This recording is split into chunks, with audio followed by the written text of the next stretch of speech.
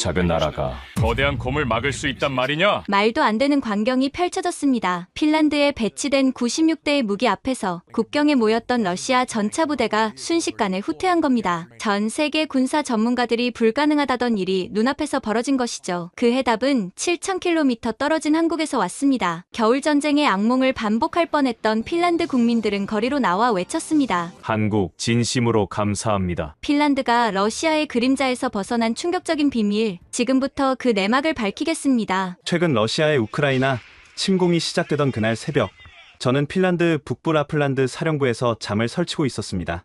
3일 린타넨, 45세, 핀란드 육군 준장입니다. 새벽 4시 27분, 긴급 전화가 울렸습니다. 사령관님, 러시아군이 우크라이나를 침공했습니다. 순간 등골이 서늘해졌습니다. 우리가 가장 두려워하던 일이 현실이 된 것이죠. 곧바로 상황실로 달려갔습니다. 국경 상황은? 러시아 제육차량화 소총여단이 무르만스크에서 남하 중입니다. 우리 국경까지 20km 지점에 전차 40대가 집결했습니다. 레이더 화면에 붉은 점들이 불길하게 깜빡였습니다. 1340km, 유럽에서 러시아와 가장 긴 국경을 맞댄 우리의 운명이 또다시 시험대에 오른 것입니다. 전 부대의 경계태세 격상, 국경 감시 강화하라 명령을 내리고 사무실로 돌아온 저는 책상 서랍에서 낡은 일기장을 꺼냈습니다. 제 할아버지 에이노 린타넨이 1939년 겨울전쟁 때 쓰신 일기였죠. 11월 30일, 소련군이 국경을 넘었다. 우리는 300대 1의 열세다. 하지만 핀란드는 무릎 꿇지 않을 것이다. 시수, 우리의 불굴의 정신으로 싸울 것이다.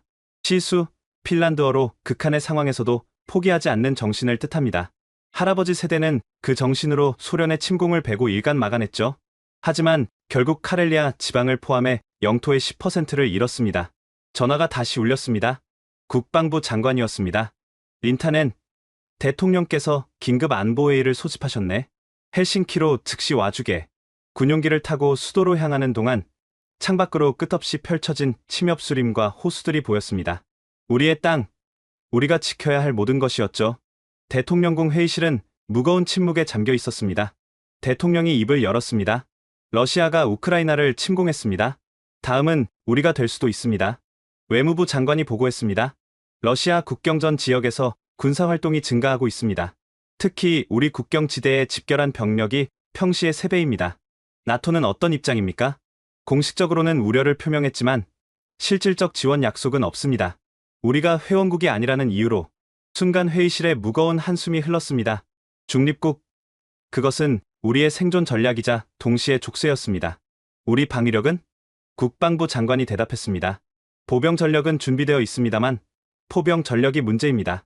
구식 견인포로는 러시아의 현대화된 자주포를 상대할 수 없습니다. 제가 덧붙였습니다. 북부 지역은 특히 취약합니다. 라플란드의 극한 환경에서 작동할 현대식 자주포가 절실합니다. 대통령이 잠시 침묵한 뒤 말했습니다. 더는 중립이라는 방패 뒤에 숨을 수 없습니다. 나토 가입을 추진하겠습니다. 역사적 순간이었습니다. 80년간 지켜온 중립국 지위를 포기하는 결정이었으니까요. 회의가 끝나고 복도에서 국방부 장관이 제게 속삭였습니다. 린타넨, 자네가 맡아줘야 할 임무가 있네. 신무기 도입 프로젝트야. 극비리에 진행해야 해. 어느 나라 무기입니까? 아직 확정된 건 없네. 하지만 독일도 프랑스도 아닐 걸세.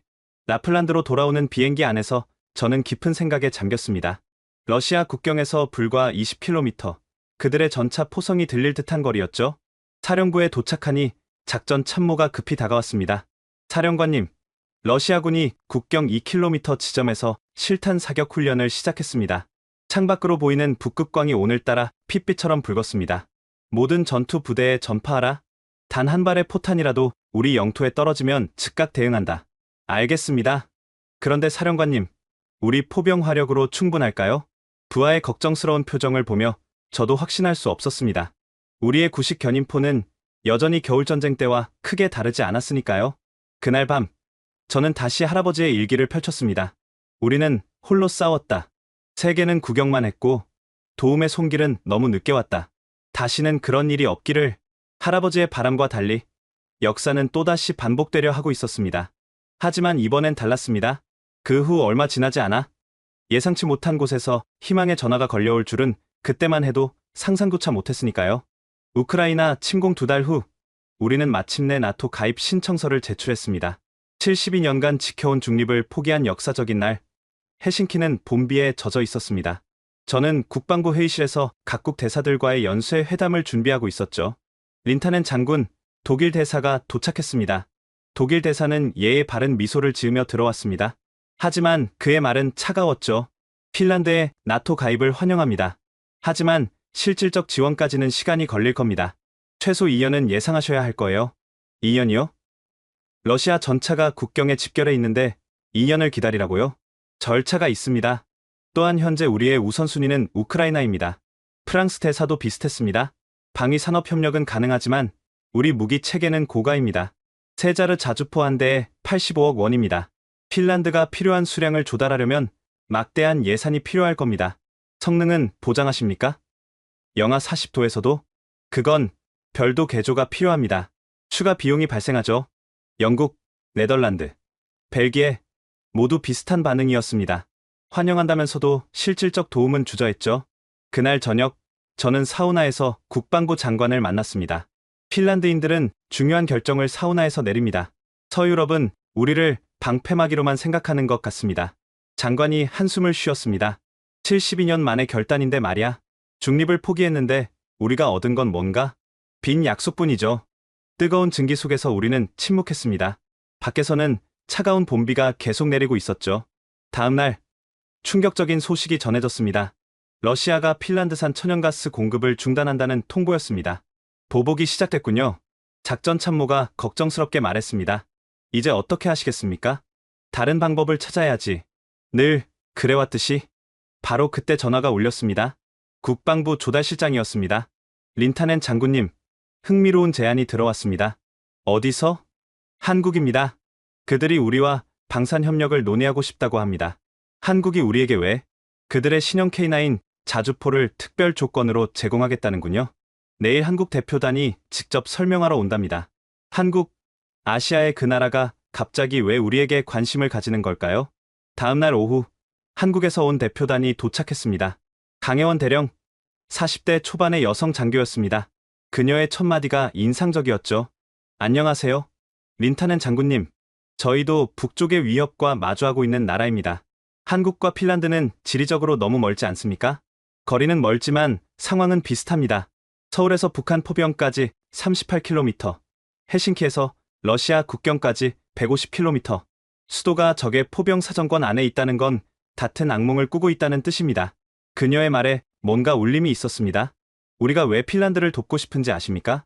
솔직히 모르겠습니다. 강 대령이 태블릿을 꺼내 사진을 보여줬습니다. 오래된 흑백 사진이었죠. 1950년 6.25 전쟁 때입니다. 핀란드는 의료 지원단을 보내주셨죠. 작은 도움이었지만 우리는 잊지 않았습니다. 그게 70년도 더 된 일인데 은혜는 세월이 지난다고 사라지지 않습니다. 그리고 무엇보다 우리는 같은 처지입니다. 강대국의 위협 앞에서 홀로 서야 하는 나라들이죠. 그녀가 보여준 다음 자료는 놀라웠습니다. K9 자주포의 스펙이었죠.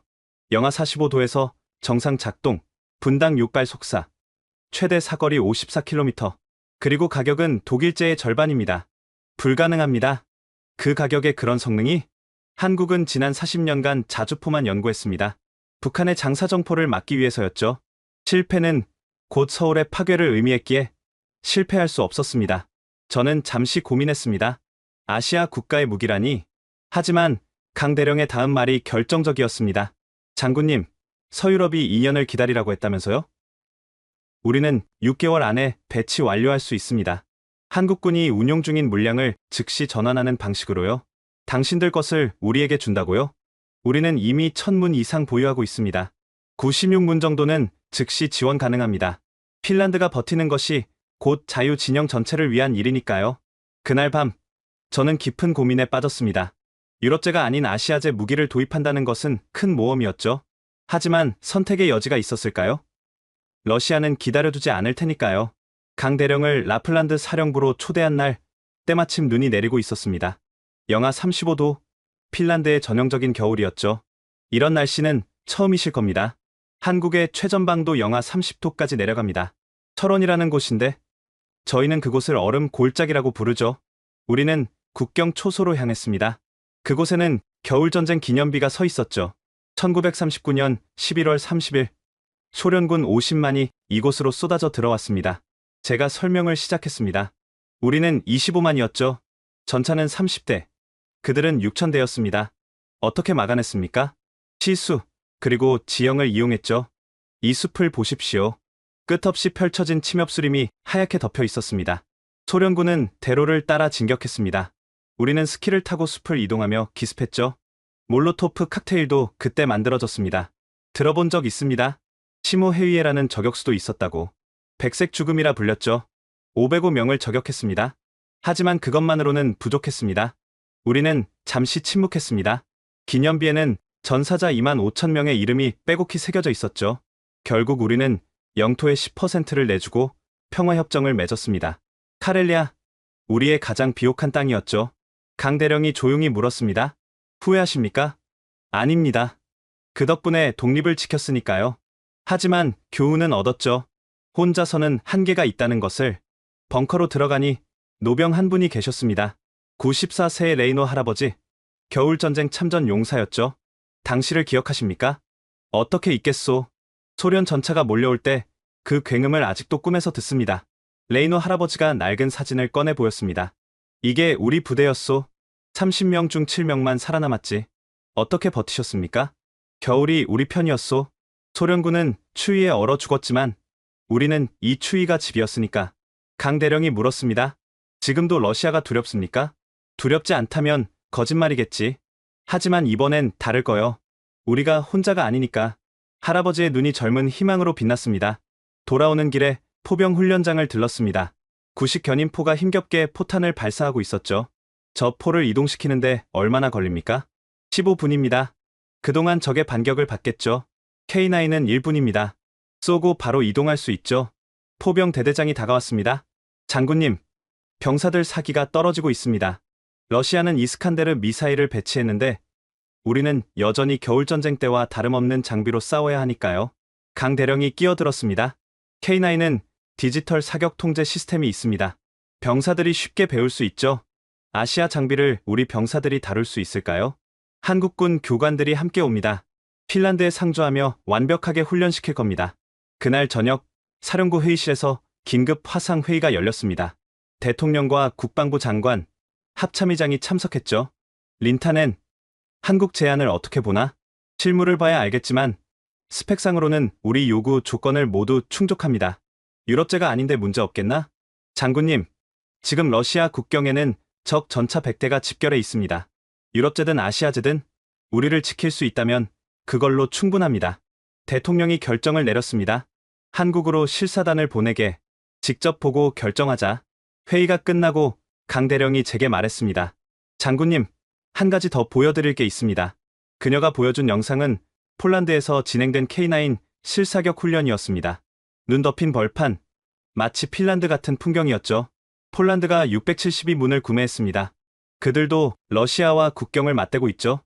672문이라고요? 네. 유럽 최대 규모입니다.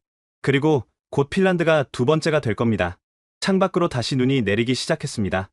1939년 그날처럼 말이죠. 하지만 이번엔 달랐습니다. 우리는 더 이상 홀로 싸우지 않을 테니까요. 한국 방문을 일주일 앞둔 어느 날, 제 사무실로 예상치 못한 전화가 걸려왔습니다. 린타넨 장군님, 저는 박태강 소령입니다. 한국 육군 포병학교 교관입니다. 무슨 일로 전화하셨습니까? 제가 핀란드 파견 교관으로 선발됐습니다. 미리 인사드리고 싶어서요. 목소리에서 진정성이 느껴졌습니다. 한 가지 궁금한 게 있습니다. 왜 자원하셨습니까? 핀란드는 춥고 멀지 않습니까?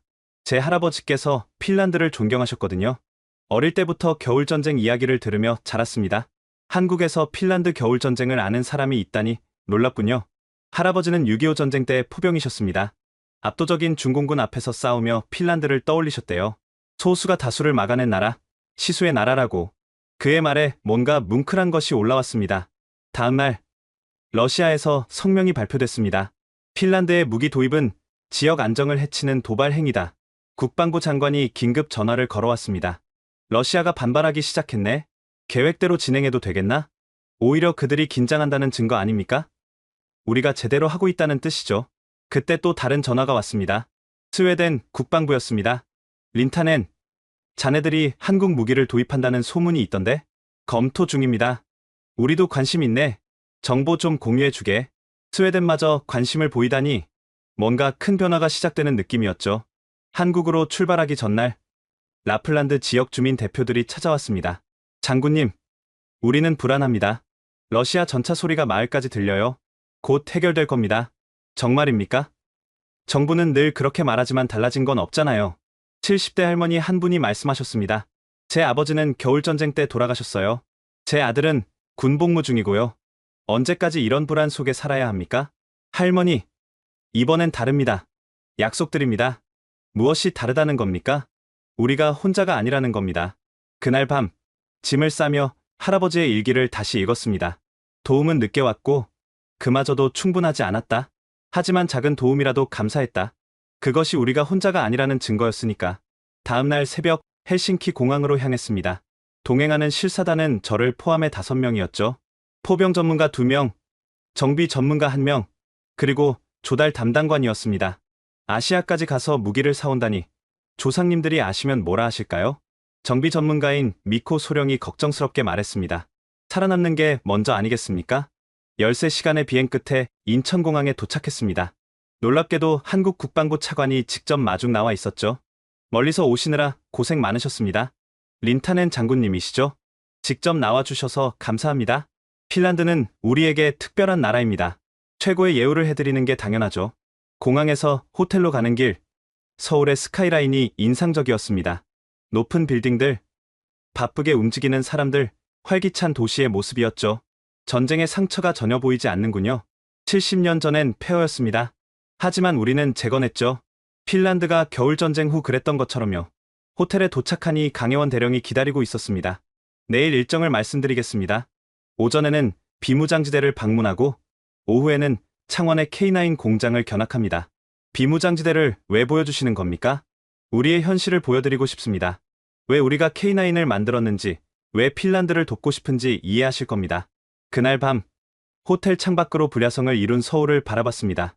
북쪽으로 불과 50km, 그곳에는 적이 있다는데 이 도시는 너무나 평화로워 보였죠. 전화가 울렸습니다. 핀란드 국방부 장관이었습니다. 린타넨, 러시아가 또 국경에서 대규모 훈련을 시작했네. 압박이 거세지는군요. 빨리 결정해야 할 것 같아. 한국 무기가 정말 답이 될 수 있을까? 내일 직접 확인해 보겠습니다. 부탁하네. 핀란드의 운명이 자네 판단에 달렸어. 전화를 끊고 창밖을 다시 봤습니다. 저 멀리 남산타워가 빛나고 있었죠. 전쟁과 평화가 공존하는 도시, 서울. 우리 헬싱키의 미래도 저렇게 될 수 있을까요? 다음날 새벽 6시, 우리는 비무장지대로 향했습니다.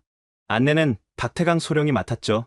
서울에서 북한군 포병 진지까지 직선거리 38km입니다.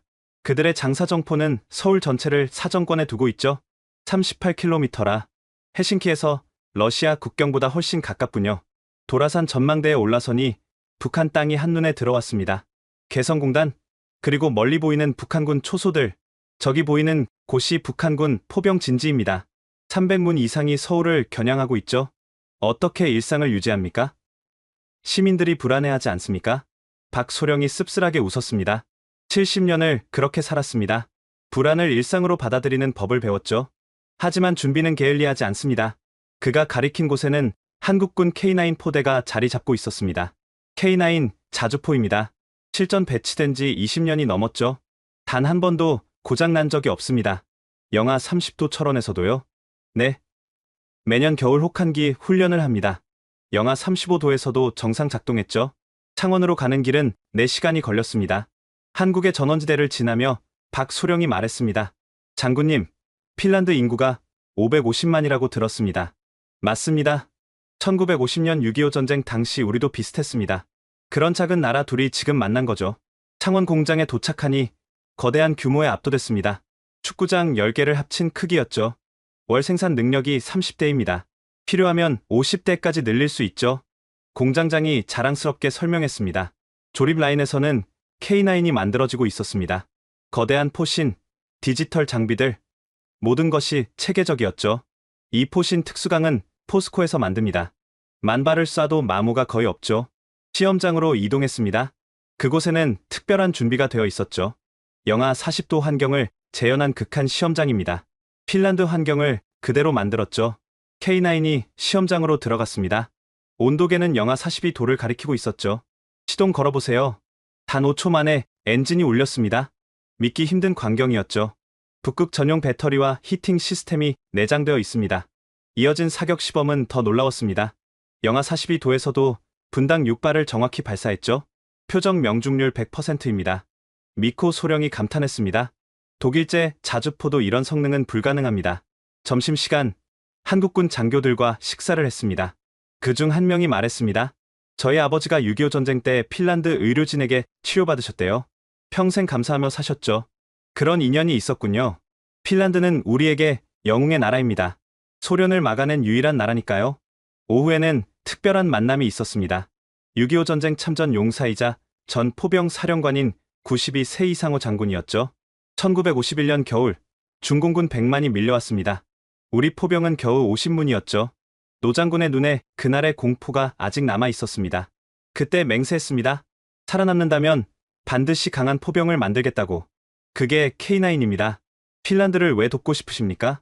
같은 아픔을 아는 나라니까요. 거대한 이웃 때문에 고통받는 나라. 우리가 돕지 않으면 누가 돕겠습니까? 그는 낡은 사진첩을 꺼냈습니다. 여기 보세요. 1952년 핀란드 의료진입니다. 혹한 속에서도 우리 부상병들을 돌봐주셨죠. 사진 속 핀란드 간호사들이 환하게 웃고 있었습니다. 이제 우리가 보답할 차례입니다. 저녁, 한국 국방부 장관이 주최한 만찬이 있었습니다. 린타넨 장군, 우리는 핀란드에 96문을 제공할 준비가 되어 있습니다. 96문이라면 우리 전 국경을 방어할 수 있습니다. 38문은 한국군이 운용 중인 것을 즉시 이전하고 58문은 신규 생산해서 6개월 내 인도하겠습니다. 가격은요? 독일제의 40%입니다. 그리고 10년 무상정비, 교육훈련, 탄약 지원까지 포함입니다. 믿기 힘든 조건이었습니다. 왜 이렇게까지 하십니까? 국방부 장관이 진지하게 답했습니다. 자유는 혼자 지킬 수 없습니다. 핀란드가 무너지면 다음은 발트 3국, 그 다음은 폴란드겠죠? 우리는 같은 배를 탄 겁니다. 돌아오는 비행기 안에서 실사단 전원이 모여 회의를 했습니다. 어떻게 생각들 하십니까? 포병 전문가가 먼저 말했습니다. 성능은 완벽합니다. 우리 환경에 최적화되어 있고요. 정비 전문가도 동의했습니다. 정비 시스템도 체계적입니다. 한국군이 20년간 운용한 노하우가 있으니 신뢰할 만합니다. 그럼 결정입니까? 모두가 고개를 끄덕였습니다. 네. 이것이 우리의 답입니다. 핀란드로 돌아가는 13시간. 저는 계속 생각했습니다. 7,000km 떨어진 곳에서 찾은 희망. 이것이 정말 우리를 구할 수 있을까? 하지만 확신이 들었습니다. 그들은 우리와 같은 상처를 가진 사람들이었으니까요. 한국에서 돌아온 지 2달 후, 첫 번째 K9 6대가 헬싱키 항구에 도착했습니다. 핀란드 언론은 떠들썩했죠. 아시아 무기에 국방을 맡기는가? 검증되지 않은 모험. 비판적인 기사가 쏟아졌습니다.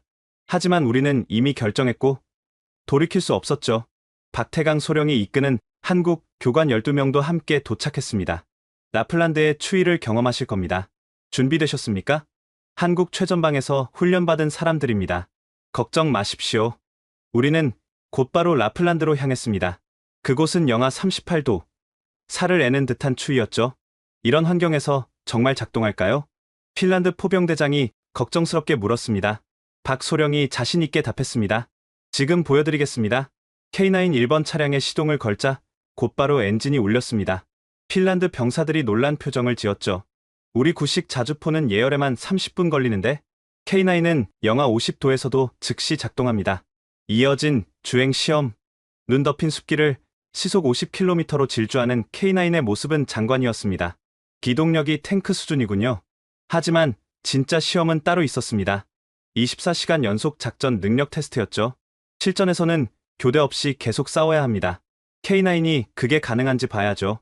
영하 40도의 밤, 훈련이 시작됐습니다. 10분마다 진지 변경, 사격, 재장전의 반복이었죠. 새벽 3시, 핀란드 병사 하나가 쓰러졌습니다. 추위 때문이었죠.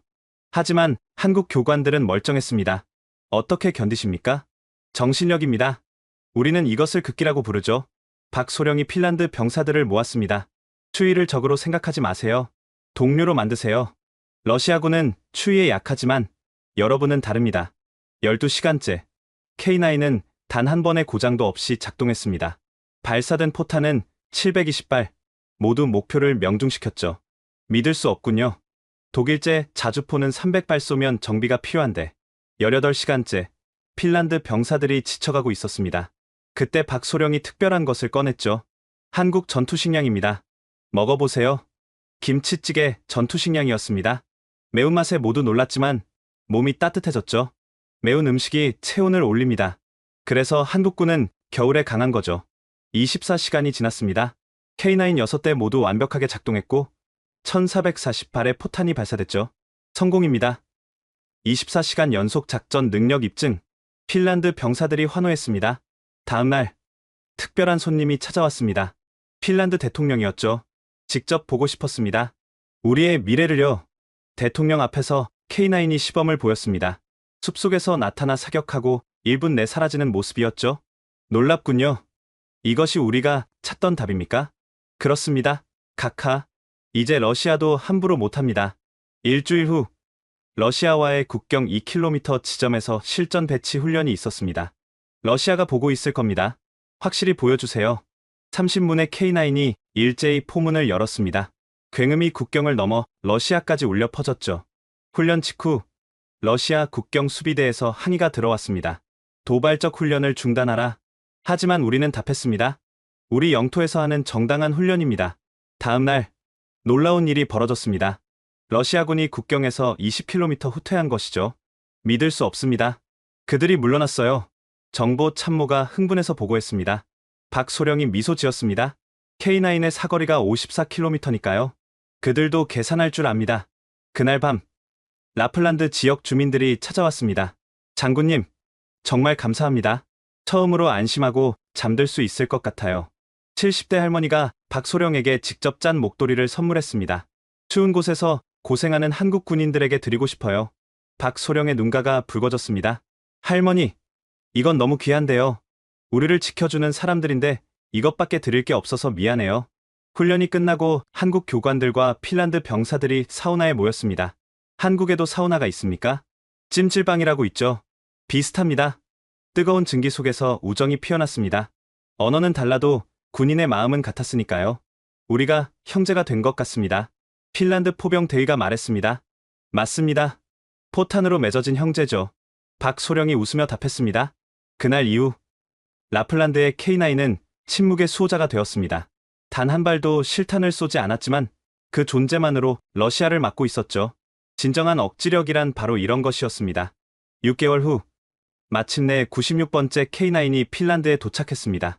전국 각지에 전략적으로 배치된 96문의 자주포는 1340km 국경선 전체를 커버했죠. 이제 우리는 완벽한 방어망을 갖췄습니다. 국방부 장관이 감격스럽게 말했습니다. 배치 완료식이 열린 날 나토 동맹국 대표들이 모두 참석했습니다. 독일 장군이 제게 다가왔죠. 린타넨, 솔직히 놀랐네. 아시아 무기가 이 정도일 줄은. 성능만 좋으면 되는 거 아닙니까? 프랑스 대표도 인정했습니다. 우리도 K9 도입을 검토 중이야. 가격 대비 성능이 탁월하더군. 하지만 진짜 중요한 반응은 러시아였습니다. 그들의 태도가 확연히 달라졌죠. 러시아 국방부 대변인이 발표했습니다. 핀란드와의 군사적 긴장 완화를 원한다. 갑작스러운 태도 변화였습니다. 96문의 K9이 만든 변화였죠. 일주일 후 스웨덴에서 연락이 왔습니다. 우리도 K9 72문을 도입하기로 했다. 노르웨이도 뒤를 이었습니다. 48문 구매 계약을 체결했다. 발트해 전체가 K9으로 무장하기 시작한 것이죠. 그때 박태강 소령이 특별한 제안을 했습니다. 북유럽 5개국 합동훈련은 어떻습니까? K9 운용국끼리요. 훌륭한 아이디어였습니다.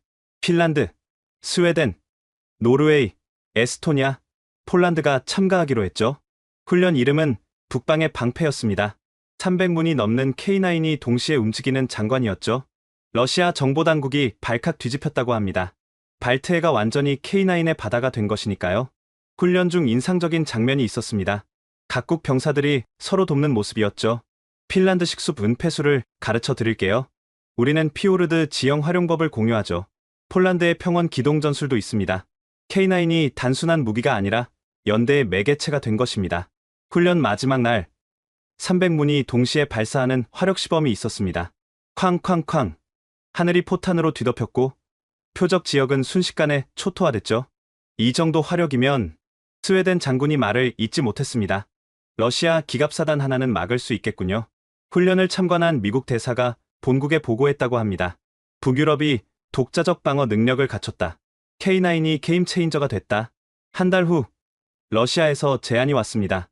핀란드와 상호 불가침 협정을 맺고 싶다. 80년 만의 일이었습니다. 우리가 진정한 억지력을 갖췄다고 인정한 것이죠. 협상 테이블에서 러시아 대표가 말했습니다.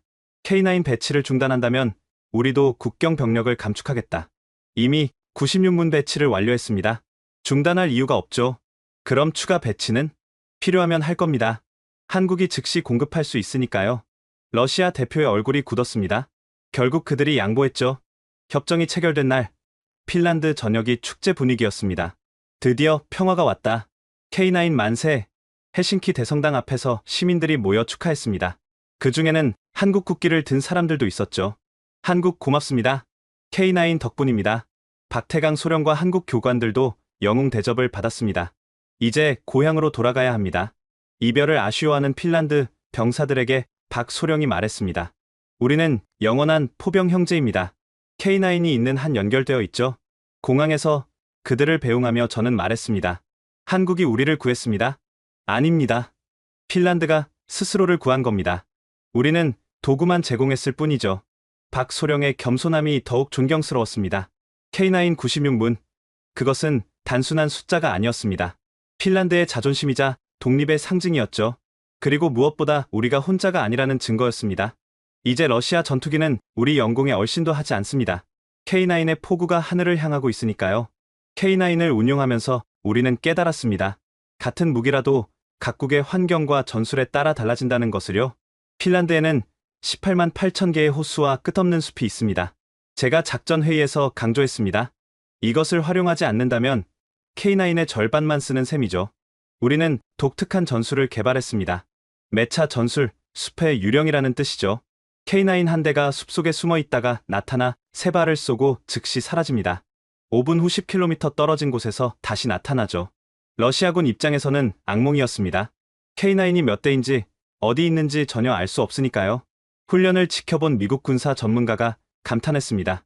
베트남전의 게릴라 전술을 현대식 포병전에 적용했군요. 핀란드의 DNA입니다. 겨울전쟁 때부터 써온 방식이죠. 우리는 호수도 활용했습니다. 겨울에 언 호수는 천연도로가 됐죠. K9이 얼음 위를 달립니다. 러시아군은 상상도 못할 겁니다. 실제로 훈련해보니 놀라운 효과가 있었습니다. 숲에서 나타났다가 호수로 사라지는 K9을 추적하기란 불가능했죠. 스웨덴 장교단이 견학 왔을 때의 일입니다. 어떻게 이런 전술을 생각했습니까? 한국 교관들이 영감을 줬습니다. 그들은 산악전의 전문가였고 우리는 숲과 호수의 전문가였죠. 둘이 만나니 새로운 것이 탄생한 겁니다. 박태강 소령이 떠나기 전 남긴 조언이 특히 유용했습니다. 지형은 무기입니다. K9은 그것을 극대화하는 도구일 뿐이죠. 우리는 전국에 500개의 비밀 진지를 구축했습니다. 숲속, 호수 섬, 심지어 폐광산 내부까지. K9 96문이 500개 진지를 순환합니다. 적은 마치 500문과 싸우는 것처럼 느낄 겁니다. 러시아 정보부가 이 전술을 파악하고 대응책을 세우는데 1년이 걸렸다고 합니다. 하지만 그때는 이미 우리가 또 다른 전술을 개발한 후였죠. 레비 전술이었습니다. 레비는 라플란드 지역 이름이자 핀란드어로 넓은 들판을 뜻하죠. 북부 툰드라 지대에서는 숨을 곳이 없습니다. 그럼 어떻게 할까요? 정면 대결입니까? 아닙니다. 신기루를 만드는 겁니다. 우리는 가짜 K9을 만들었습니다. 열신호와 레이더 반사까지 완벽하게 재현한 미끼였죠. 진짜 K9 한 대와 가짜 5대가 함께 움직입니다. 적은 어느 것이 진짜인지 모르죠. 실제 훈련에서 나토 정찰 위성조차 구별하지 못했습니다.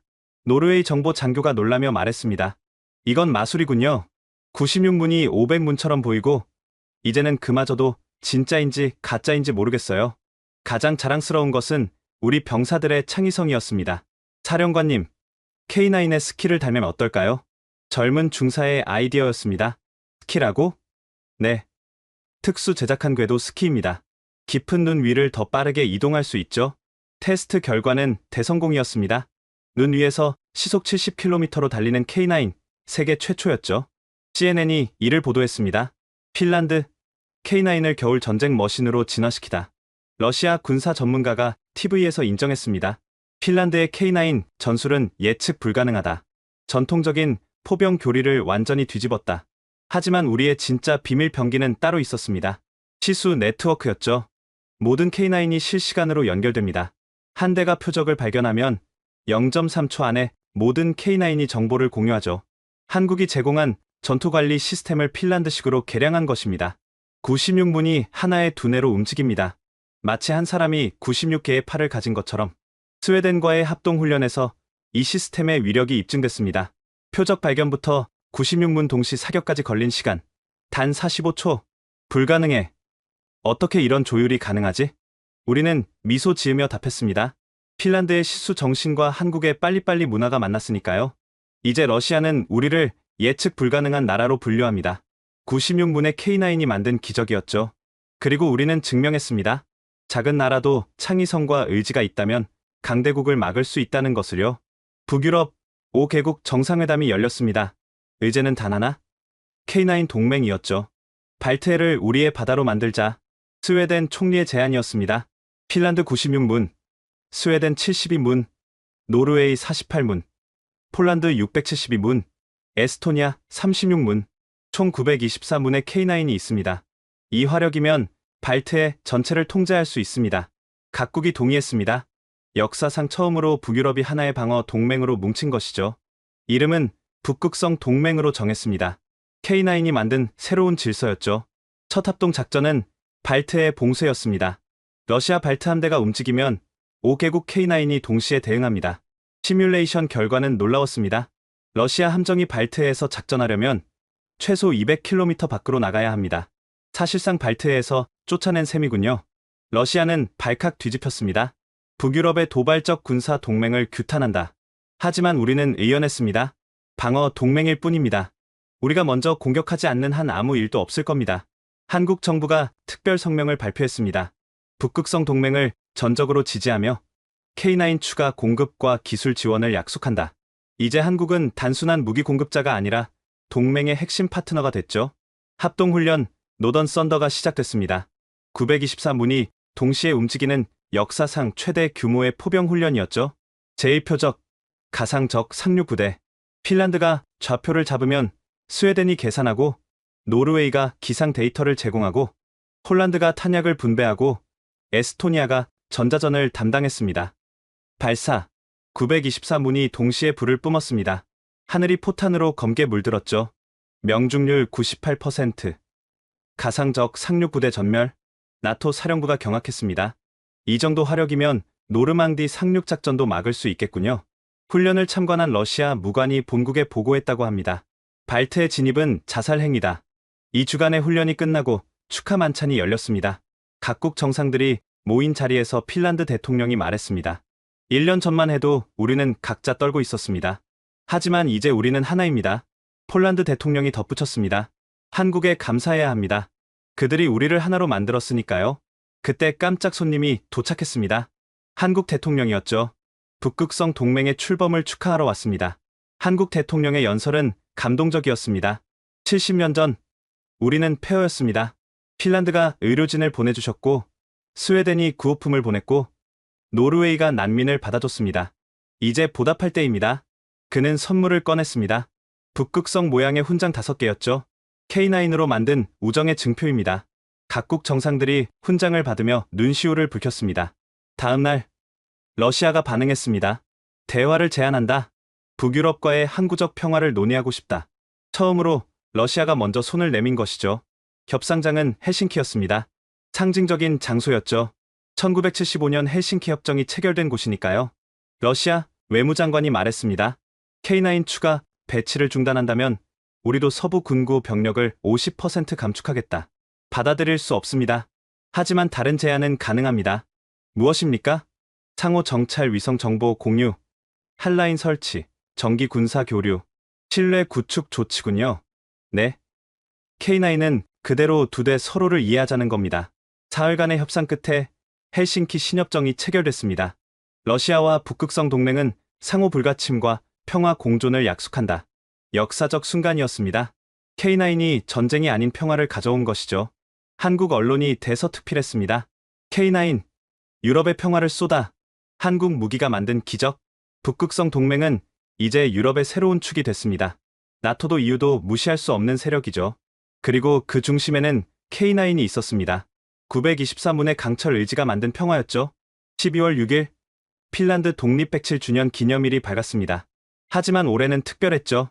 역사상 처음으로 러시아의 위협이 크게 감소한 독립기념일이었으니까요. 헬싱키 원로원 광장은 이른 아침부터 인파로 가득했습니다. 오늘 퍼레이드에 K9 96문이 모두 참가한대. 한국 교관들도 온다던데? 시민들의 기대감이 하늘을 찔렀습니다. 오전 10시, 대통령이 연단에 올랐습니다. 107년 전 오늘, 우리는 독립을 선언했습니다. 그리고 오늘, 우리는 진정한 독립을 선언합니다. 환호성이 터졌습니다. 더 이상 러시아의 그림자에 떨지 않습니다. 우리에게는 K9이 있고 북극성 동맹이 있으며 무엇보다 시수 정신이 있습니다. 퍼레이드가 시작됐습니다. 선두에는 겨울전쟁 참전 용사들이 있었죠. 94 세레이노 할아버지도 휠체어를 타고 참가했습니다. 이어서 전통 의장대, 특수부대가 지나갔습니다. 그리고 드디어 땅이 진동하기 시작했습니다. 쿵, 쿵, 쿵. K9 96문이 종대로 전진했습니다. 각 차량에는 핀란드 국기와 함께 한국 국기도 걸려 있었죠. 선두 차량의 포탑 위에는 특별한 사람이 서 있었습니다. 박태강 소령이었죠. 그는 이날을 위해 특별히 다시 왔습니다. 박 소령님. 군중 속에서 누군가 외쳤습니다. 라플란드의 할머니였죠. 목도리를 선물했던 그분이었습니다. 박 소령이 손을 흔들며 답례했습니다. 30번째 K9이 광장에 들어섰을 때 놀라운 일이 벌어졌습니다. 갑자기 멈춰 선 K9의 포탑이 하늘을 향했습니다. 그리고 펑, 펑, 펑. 축포가 발사됐습니다. 하늘에 핀란드 국기 모양의 연막이 그려졌죠. 이어서 다른 K9들도 차례로 축포를 발사했습니다. 96발의 축포가 만든 거대한 핀란드 국기가 헬싱키 하늘을 뒤덮었습니다. 우와, 광장이 함성으로 가득 찼습니다. 그때 한 소년이 경호선을 뚫고 뛰어나왔습니다. 10살쯤 되어 보이는 아이였죠. K9 만져봐도 돼요? 경호원들이 막으려 했지만 대통령이 손짓했습니다. 물론이지. 이건 우리 모두의 자랑이니까. 소년이 K9을 만지며 물었습니다. 이게 정말 러시아를 막았어요? 박소령이 포탑에서 내려와 소년 눈높이에 맞춰 쪼그려 앉았습니다. K9이 막은 게 아니야. 핀란드 사람들의 용기가 막은 거지. K9은 도구일 뿐이야. 소년이 고개를 끄덕였습니다. 저도 커서 군인이 될 거예요. 훌륭한 결심이네. 핀란드를 부탁해. 이 장면은 전 세계로 생중계됐습니다. CNN은 희망의 터치라는 제목으로 일면에 실었죠. 퍼레이드가 끝나고 대통령궁에서 특별 리셉션이 열렸습니다. 한국 대통령이 화상으로 축사를 보냈습니다. 핀란드와 한국은 7,000km 떨어져 있지만 우리의 마음은 하나입니다. K9이 그 다리가 되어 기쁩니다. 핀란드 대통령이 답했습니다.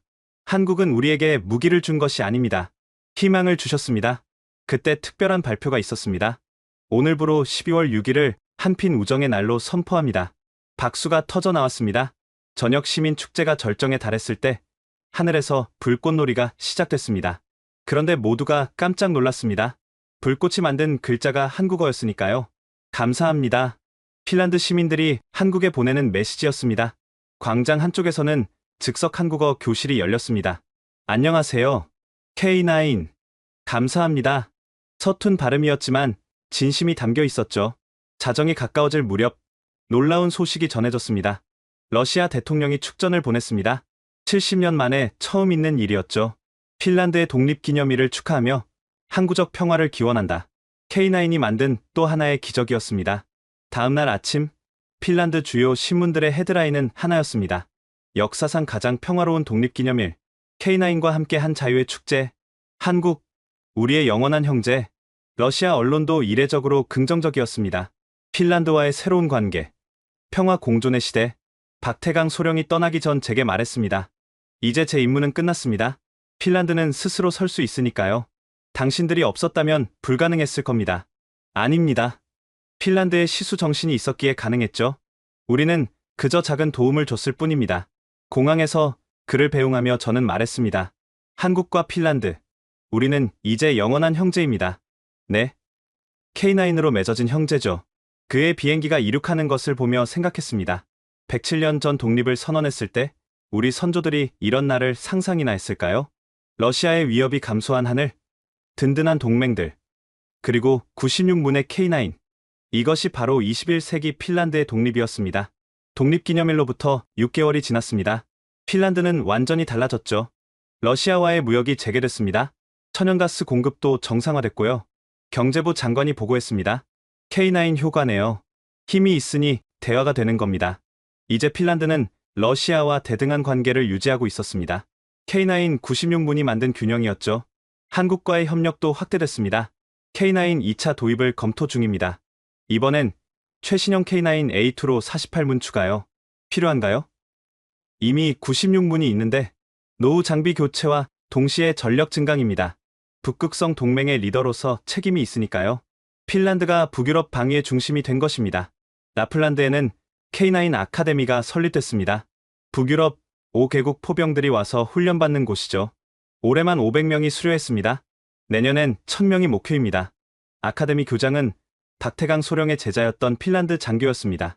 한국식 훈련법과 핀란드식 전술을 결합해 가르칩니다. 세계 최고의 포병 학교가 될 겁니다. 방문객도 끊이지 않았습니다. 나토 회원국들이 앞다퉈 K9을 보러 왔죠.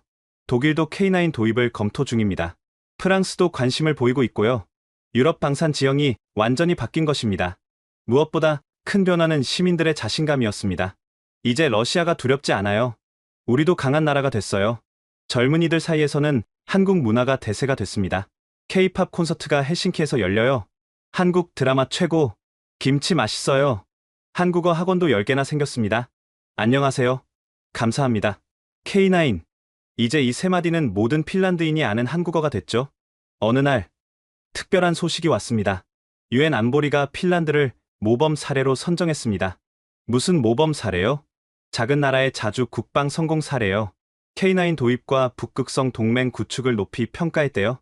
우리의 이야기가 전 세계에 영감을 주고 있었던 것입니다. 마지막으로 제 사무실에는 특별한 사진이 걸려 있습니다. 96문의 K9이 일렬로 늘어선 모습입니다. 그 아래에는 이런 문구가 적혀 있죠. 작은 나라의 큰 지혜, 혼자보다 함께가 강하다. 이것이 핀란드가 배운 교훈입니다. 그리고 그 교훈을 가르쳐준 것은 7000km 떨어진 또 다른 작은 나라, 한국이었습니다. K9 96문. 그것은 단순한 무기가 아니었습니다. 희망이었고 용기였으며 무엇보다 우정의 증거였습니다. 이제 핀란드 하늘에는 러시아 전투기 대신 평화가 날아다닙니다. 북극광이 아름답게 춤추는 라플란드의 밤하늘 아래 K9이 조용히 우리를 지키고 있습니다. 시수, 우리의 불굴의 정신, 그리고 K9, 우리의 강철 의지. 이 둘이 만나 핀란드는 새로운 역사를 쓰고 있습니다. 지금까지 핀란드 북부 사령관의 놀라운 증언을 재구성한 이야기였습니다. 러시아와 1340km를 맞댄 핀란드가 어떻게 진정한 독립을 쟁취했는지 그 드라마틱한 여정을 함께 하셨는데요. 겨울전쟁의 상처, 중립국의 불안, 그리고 예상치 못한 곳에서 찾은 희망. 7000km 떨어진 한국과 핀란드가 K9으로 하나가 된 이야기는 우리에게 큰 울림을 줍니다. 작은 나라도 함께라면 강해질 수 있다는 것. 올바른 선택과 진정한 친구가 있다면 불가능은 없다는 것. 이것이 바로 K9 96문이 우리에게 전하는 메시지가 아닐까요? 만약 이 이야기가 감동적이셨다면 작은 나라들의 위대한 연대를 더 많은 분들께 알리기 위해 이 영상을 공유해주세요. 구독과 좋아요도 잊지 마시고요. 다음에는 더욱 놀라운 이야기로 찾아뵙겠습니다. 지금까지 원더풀 해외사연이었습니다. 감사합니다.